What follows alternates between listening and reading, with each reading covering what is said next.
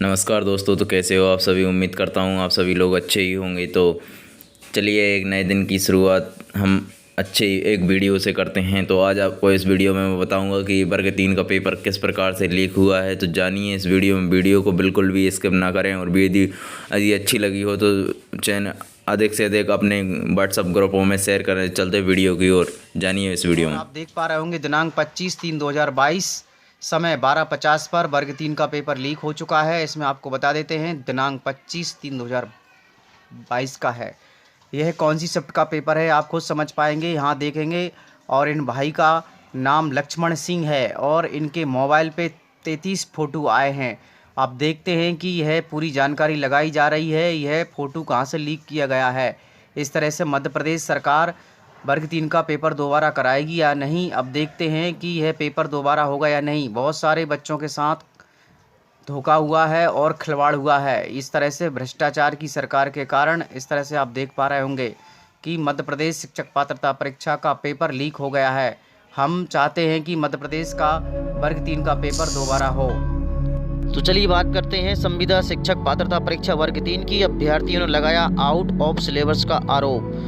बीते समय में लगातार संविदा शिक्षक पात्रता परीक्षा वर्ग 3 की शामिल की गए अधिकांश अभ्यर्थियों ने ये मायूसी दिखाई दे रही है कि चर्चा के दौरान अभ्यर्थियों को आक्रोश का फूट पड़ा है और उनका कहना है कि प्रदेश सरकार के बेरोजगारी के साथ खुलेआम मजाक किया हुआ है। इस तरह से आपको बता देते हैं कि मध्य प्रदेश की सरकार और पीबी के द्वारा करीब 1 दशक से वर्ग 3 की परीक्षाएं आयोजन होता रहा। इसमें आपको बता देते हैं इससे कि पूर्व 2011 में वर्ग 3 की परीक्षा संपन्न की गई थी, जो कि ऑफलाइन थी, किंतु 11 साल बाद यानी कि 2022 में कंप्यूटर प्रणाली पर आधारित है। इस तरह से आपको बता देते हैं कि ऑनलाइन पेपर आ रहे हैं। ऑनलाइन पेपर देखने के बाद स्पष्ट नज़र आ रहा है कि शासन की मंशा है कि अधिकांश अभ्यर्थियों को पासिंग मार्क्स ना मिलें। इस तरह से अभ्यर्थियों को पाठ पठन के साथ ही लंबे समय से कोचिंग कर रहे अभ्यर्थी और कई लोग जो कि 4-4, 5-5 साल से तैयारी कर रहे थे, इसके बावजूद भी इस परीक्षा में भी असफल रहे। किसी के नंबर 40, 45, 50, 40, 45, 50, 60, 70, 60, 70, 60, 70 इस तरह के नंबर आए हैं। इस तरह से आपको बता देते हैं कि इसके चलते अभ्यर्थियों में आक्रोश फैल गया है, क्योंकि आउट ऑफ सिलेबस पूछा गया है। और इस तरह से मध्य प्रदेश की पीबी के द्वारा आउट ऑफ सिलेबस नहीं पूछा जाना चाहिए। इस तरह से जो रूल बुक है, जो नियम बुक है, उसी के अनुसार परीक्षा में प्रश्न पूछने चाहिए थे, किंतु आउट ऑफ सिलेबस आने के कारण हमारे मध्य प्रदेश के कई भाई लोग फेल हो चुके हैं। इस तरह से आपको बता देते हैं ऑनलाइन परीक्षा के साथ ही इस दौरान प्रदेश सरकार के ज़्यादा से ज़्यादा अभ्यर्थियों को मांगकर फीस करोड़ों में रुपए में वसूल ली है। और इतना ही नहीं, 11.5 लाख फॉर्म डले हैं, 11.5 लाख। इस तरह से आप समझ पा रहे होंगे मध्य प्रदेश सरकार को करोड़ों रुपए का फ़ायदा हुआ है, फिर भी मध्य प्रदेश के अभ्यर्थी आज बेरोजगार बैठे हुए हैं। इस तरह से आपको बता देते हैं कि मध्य प्रदेश की SC ST के जो वर्ग 3 का पेपर किया जा रहा है, इसमें वर्ग 3 के पेपर में पूर्णांक 150 का है और SC ST को 75 अंक और OBC और जनरल को 90 अंक लाने हैं। इस तरह से आपको बता देते हैं परीक्षा पास होने के लिए 75 अंक लाना अनिवार्यता थी। इस प्रकार वर्ग के अभ्यर्थियों को पास होने के लिए 90 अंक आना जरूरी नहीं हुआ। इस वजह से आपको बता देते हैं इस परीक्षा में 90 अंक नहीं मिल पा रहे हैं और अभ्यर्थियों को आक्रोश फैल गया। इस कारण से संविदा वर्ग पात्रता परीक्षा 3 की अनिवार्यता दी गई थी। अधिकांश अभ्यर्थी आउट ऑफ सिलेबस का आरोप लगा रहे हैं। अधिकांश उत्तर सही होने के बावजूद भी उनके उत्तर सही नहीं निकल रहे हैं।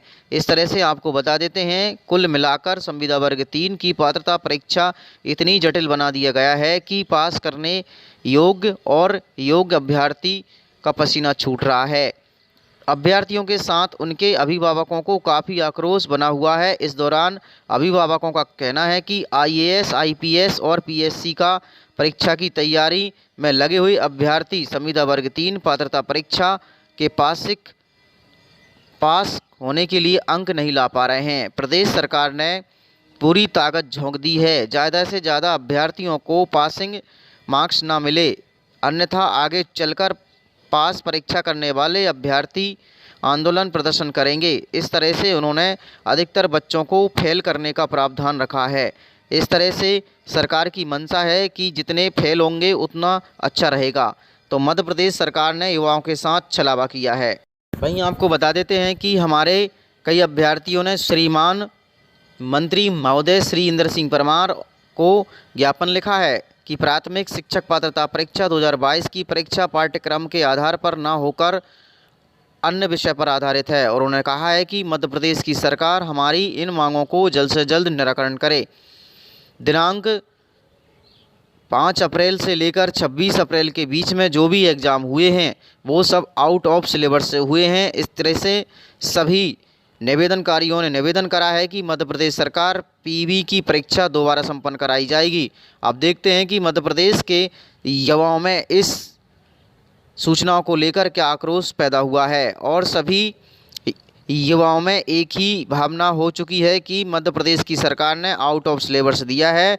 इसलिए सभी अभ्यर्थियों का कहना है पीवी से कि इस परीक्षा को दोबारा से संपन्न की जाए, और यदि आपको इतना ही कठिन पेपर देना था तो आपको रूल्स बुक्स और अपने नियम पुस्तिका के अनुसार आपको पेपर लेना चाहिए था। आपने स्तर कक्षा 6 से लेकर 8वीं तक का दिया है, और आपने स्तर पूछा IPS, IAS और PSC तक का लेवल आपने पूछ लिया है। इस तरह से पीवी पर आरोप लगे हुए हैं कि परीक्षा दोबारा संपन्न कराई जाए। जैसे कि पूर्व आपको बता देते हैं कि बैठक आकर अधिकारियों ने तैयारी का फार्मूला भी अपना लिया। वेपम फिर देगा दागदार TCS को एग्ज़ाम कराने की जिम्मेदारी। आपको बता देते हैं पूर्व में भी TCS के अधिकारियों ने इस परीक्षा को संपन्न कराया था। इसमें भारी से भारी संख्या में घोटाले किए गए और कई प्रकार के आरोप भी पीवी पर लगे थे, जिस तरह से पीवी के कई कर्मचारी लोग अपने नौकरी से हाथ धो बैठे थे। इस तरह से आपको बता देते हैं व्यावसायिक परीक्षा मंडल भोपाल की बड़ी गड़बड़ी कर चुकी TS कंपनी ने एक बार फिर वेपम के अवसर एग्ज़ाम कराने की कॉन्ट्रैक्ट लेने की तैयारी कर रहे हैं। कहने का आस यही है कि जबकि कंपनी जिसे इन्होंने अफसरों ने बाहर का रास्ता दिखाया था, मतलब यह है कि TS जैसी बड़ी कंपनी ने मध्य प्रदेश के युवाओं के साथ छलावा किया, अधिकारियों के साथ भी छलावा किया था।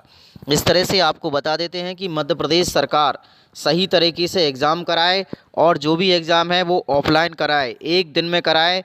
इस तरह से 2011 में भी ऑफलाइन पेपर कराए गए थे और भर्ती भी पूर्ण रूप से अच्छी की गई थी।